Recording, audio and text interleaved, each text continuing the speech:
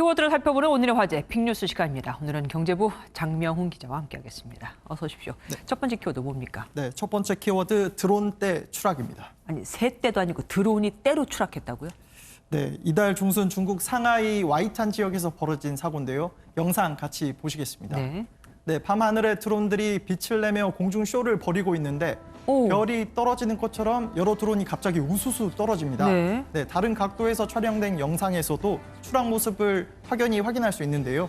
기기 결함인지 프로그램 문제인지는 정확히 확인되지 않았습니다. 문제는 추락하던 드론들이 강 위 유람선에 집중적으로 떨어지면서 유람선에 타고 있던 남성 한 명이 드론에 맞아 머리를 다쳤다고 합니다. 이곳이 원래 드론쇼를 자주 하는 곳입니까? 저 굉장히 위험하겠어요. 네, 야경이 예쁘기로 소문난 상하이 와이탄 지역은 드론쇼를 자주 하기로 유명합니다. 주로 기업들이 홍보 목적으로 사용하는데요. 올해 2월에는 한 보석 회사가 어떤 커플의 프로포즈를 대신한다는 이벤트로 드론을 이용해 손가락에 반지를 끼우는 장면을 연출하기도 맞습니다. 했고요. 예. 네, 우리 자동차 기업도 중국 차량 시장 진출을 위해 드론쇼로 자사의 자동차를 홍보하기도 했습니다. 네, 한 게임 회사는 QR코드를 하늘에 띄우고 사진을 찍으면 게임을 다운로드할 수 있는 창의적인 마케팅을 하기도 했습니다. 하지만 이번 사고를 계기로 드론쇼 공연 중에 선박 운항을 통제하는 등 안전 대책도 마련돼야 한다는 지적이 나오고 있습니다. 무슨 옛날 영화 보는 것 같습니다. 네. 사고는 언제든지 일어날 수 있는 거니까 조심해야죠. 다음 키워드는 뭡니까? 네, 두 번째 키워드 만점자의 자격입니다. 만점자요? 네, 주택 청약 얘기인데요.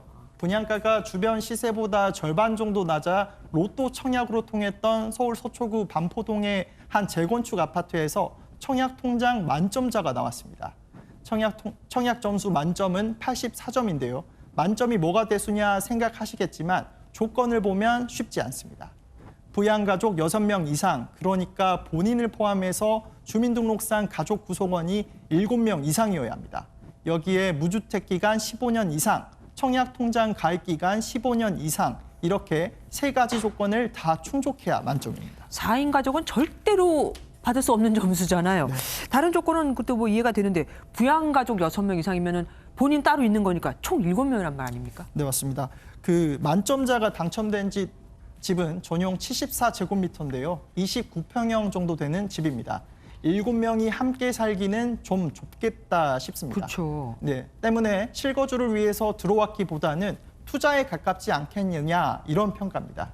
게다가 이 아파트 분양가가 17억 6천만 원이라 9억 원이 넘으면 중도금 대출이 또 안 되거든요. 네네. 네, 결국 7명 이상의 가족에 15년 무주택자인데 계약금과 중도금을 위해 최소 현금 10억 원가량을 들고 있는 아주 특별한 상황이다 이런 생각입니다. 그러니까 7식구가 15년 이상 집 없이 살고 있는데 10억 원 이상의 현찰은 또 들고 있다. 네.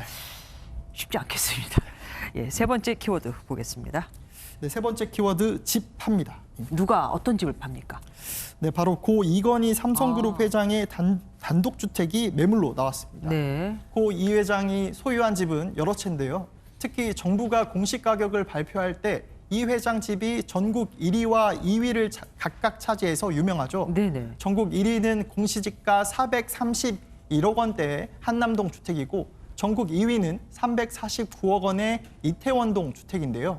이번에 매물로 나온 집은 순위권에 들지 않는 또 다른 서울 이태원동의 단독주택입니다. 토지 1000제곱미터에 건물 2동으로 이루어졌는데 공시지가 순위에 들지 않는다고 해도 희망가가 210억 원입니다. 업계에서는 유족들이 주택 매각 대금을 11조 원이나 되는 상속세에 보탤 것으로 보고 있습니다. 수백억 원을 깔고 사는 사람들이 분명히 있긴 있군요. 마지막 키워드 보겠습니다. 주인을 지켜라. 뭐 강아지 얘기입니까? 네, 맞습니다. 네, 이번에는 터키 이스탄불 근교의 한 섬에서 온 소식인데요. 영상을 보시면요. 여성 한 명이 부축을 받으면서 구급차에 올라탑니다. 네. 이 여성의 반려견이 이 모습을 초조한 듯 바라보고 있는데요. 네네. 문이 닫히고 구급차가 출발하는 순간 반려견이 동시에 뛰기 시작합니다. 네. 네, 병원까지 이동하는 수분 동안 지치지도 않고 따라오는데요. 병원에 도착한 뒤로는 건물 관계자가 바깥으로 끌어내려고 하자 버티는 모습을 보이기도 했습니다.